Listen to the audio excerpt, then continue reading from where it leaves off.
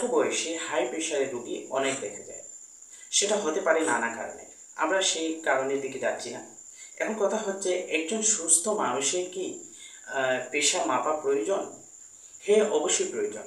কেননা প্রেশার না মাপলে আপনি কীভাবে বুঝবেন যে আপনার প্রেশার ভালো আছে কি? একজন সুস্থ মানুষের অন্তত মাসে একবার প্রেশার মাপাটা উচিত। আজকাল আমরা দেখতে পাই প্রেশার জেন্ডার, বয়স এবং কন্ডিশন অনুযায়ী যে কোনো বয়সে কোনো লক্ষণ ছাড়াই সার থাকতে পারে। তো আপনারা বুঝতেই পারছেন, কোনো লক্ষণ না থাকলেও আমাদেরকে অবশ্যই মাসে অন্তত একবার নিজের প্রেশারটা মাপতে হবে। কেননা সেটা থেকে আকস্মিকভাবে হয়ে যেতে পারে স্ট্রোক, হার্ট অ্যাটাক সহ অনেক বড় বড় বিপদ, অনেক বড় বড় সমস্যা।